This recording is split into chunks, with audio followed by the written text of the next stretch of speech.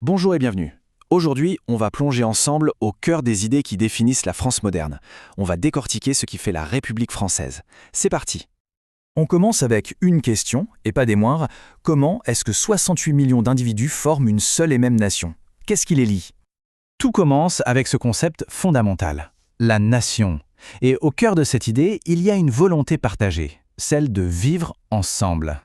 Alors, selon le modèle français, une nation, ça n'est pas juste des gens qui habitent au même endroit. Non, c'est bien plus que ça. C'est un choix de tous les jours, un projet commun tourné vers l'avenir. Et cette volonté de vivre ensemble, elle est absolument cruciale. Si elle s'effrite, les conséquences peuvent être graves. On parle de séparatisme, de division profonde dans la société, et ça peut même, dans les cas extrêmes, mener à la guerre civile. Ce n'est pas rien. C'est pour ça qu'il y a des lois qui luttent contre le séparatisme, pour protéger ce lien. Et là, il y a une distinction très intéressante à faire. Il faut différencier le peuple, qui forme la nation, et la foule. Ce n'est pas du tout la même chose. Le peuple, en théorie, s'exprime de manière organisée, par le vote par exemple. La foule, elle, exprime souvent un mécontentement spontané dans la rue. Pour se faire une idée, on peut penser au mouvement des Gilets jaunes en France, ou bien à l'assaut du Capitole aux États-Unis. Ce sont des illustrations de ce qu'on peut appeler une foule. Bon, maintenant qu'on a posé la base, la nation, comment est-ce que tout ça fonctionne en pratique? C'est là qu'intervient la République, avec ses règles du jeu bien précises. Et ces règles, elles tiennent en 4 grands principes. Ce sont les piliers de la République, inscrits noir sur blanc dans la Constitution. Ils ne sont pas négociables. Le premier principe, la République est indivisible. Ça veut dire quoi? Tout simplement que le territoire français et la nation ne font qu'un, et qu'on ne peut pas les séparer. C'est la raison pour laquelle les velléités d'indépendance, par exemple en Corse ou en Bretagne, ne sont pas acceptées par l'État. Deuxième pilier, et celui-là fait souvent beaucoup parler, la laïcité. C'est simple, ça vient de la fameuse loi de 1905 sur la séparation des églises et de l'État. En gros, l'État est neutre. La religion, c'est une affaire personnelle privée. Et une conséquence directe, c'est que le blasphème, en France, n'est pas un délit. Troisième principe, la République est démocratique. Au cœur de ça, il y a bien sûr la liberté d'expression. Mais attention, cette liberté n'est pas totale. La loi pose des limites très claires. Par exemple, les propos racistes, antisémites, homophobes ou les appels à la haine sont interdits et punis. De même pour certaines pratiques comme la polygamie ou l'excision. Et enfin, le 4e principe, la République est sociale. Ça, c'est directement lié à la valeur de fraternité. L'idée, c'est que l'État a un devoir de solidarité envers les plus fragiles.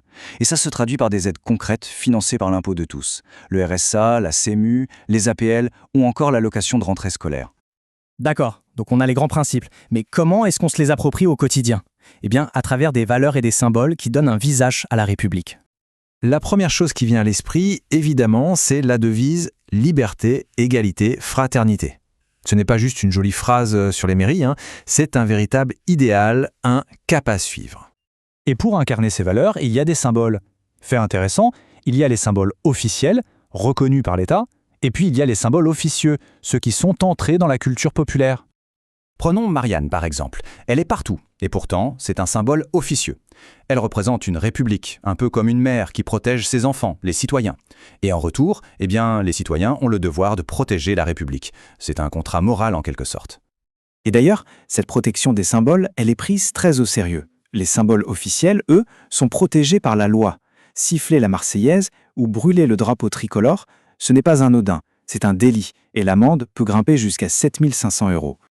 Très bien, on a la nation, la République, les valeurs. Mais l'individu dans tout ça, quelle est la place du citoyen? Pour être citoyen, il faut d'abord avoir la nationalité française. En gros, il y a 2 grandes voies.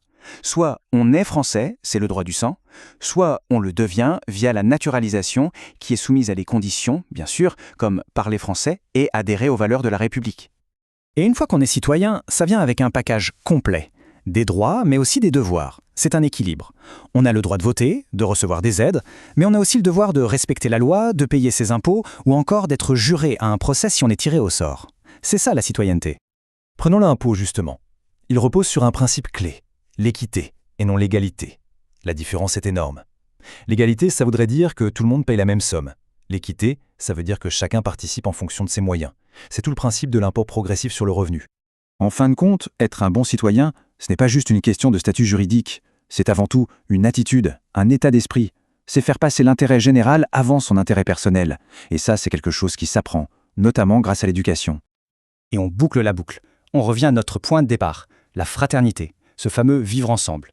La question qu'on peut se poser pour finir, c'est de savoir si cette fraternité est juste un bel idéal, un objectif lointain, ou si c'est en fait un devoir de tous les instants, une responsabilité qui nous incombe à tous, chaque jour.